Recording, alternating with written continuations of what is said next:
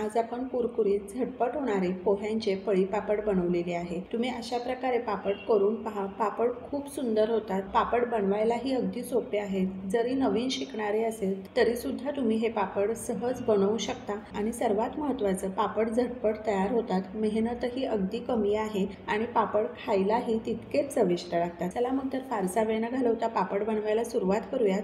पण त्या अगोदर अशाच नवनवीन रेसिपी पाहण्यासाठी चटकदार बाय मोहिनीला सबस्क्राइब करायचं आहे आणि बेल आयकॉनवर क्लिक करायचं आहे, म्हणजे नवनवीन व्हिडिओज हे तुमच्यापर्यंत पोहोचू शकतील। तर पापड बनवण्याकरता आपण 1 वाटी पोहे घेतलेले आहे। एकच वाटी ठेवायची आहे की आपण सर्व मेजरमेंट हे त्याच वाटीने घेणार आहोत। सुरुवातीला पाणी घालायचं नाहीये, कोरडेच पोहे वाटून घ्यायचे आहेत आणि त्यानंतर 1 वाटी पाणी घालायचं आहे आणि अगदी बारीक वाटून घ्यायचे आहे। अर्धी वाटी पाणी घालायचं आहे आणि पुन्हा एकदा पोहे छान बारीक वाटून घेऊयात। या ठिकाणी तुम्ही पाहू शकता पोहे अगदी बारीक वाटून तयार आहेत।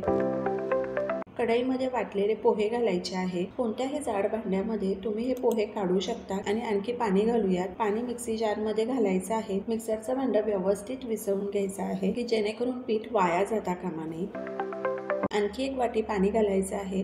टोटल आपण 5 वाटी पाणी घेतलेलं आहे। अर्धा चमचा मी मीठ घातलेला आहे आणि चिमूटभर पापड खार घालायचा आहे आणि व्यवस्थित गाठी मोडून घेऊयात। पाणी गरम केल्यानंतर वाटलेले पोहे जर त्यामध्ये घातले तर गाठी लवकर मोडल्या जात नाही। अशा प्रकारे आपण नॉर्मल पाण्यामध्येच गाठी मोडून घ्यायच्या आहेत। तर या ठिकाणी तुम्ही पाहू शकता गाठी अगदी व्यवस्थित मोडल्या गेलेल्या आहेत। राहिलेले थोड्याफार गाठी असतील तर आपण पीठ शिजवून घेताना त्या मोडल्या जातात। मिश्रणाला उकळी येईपर्यंत गॅस मोठ्या आचेवर ठेवायचा आहे आणि मिश्रण सतत ढवळत राहायचं आहे की जेणेकरून ते तळाशी लागता कामा नये। एकदा मिश्रणाला उकळी आली की गॅस आपण मंद आचेवर ठेवणार आहोत आणि मंद आचेवर छान मिश्रण शिजवून घ्यायचं आहे। मिश्रण शिजवून घेताना बिलकुल घाई करायची नाही। मोठ्या आचेवर जर मिश्रण शिजवून घेतलं तर ते व्यवस्थित शिजलं जाणार नाही आणि पापड फाटण्याची शक्यता असते। तर या ठिकाणी आपण मंद आचेवर छान मिश्रण 17 मिनिटांकरता मस्त शिजवून घेतलेलं आहे।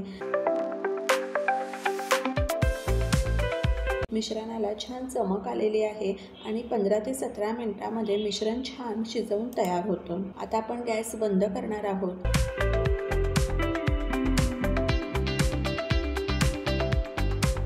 पॉलिथिनवर चमच्याच्या साहाय्याने अशा प्रकारे आपण पापड घालून घेऊयात। पापड थोडे जाडच ठेवायचे आहेत कारण वाळल्यानंतर ते अगदी पातळ होतात।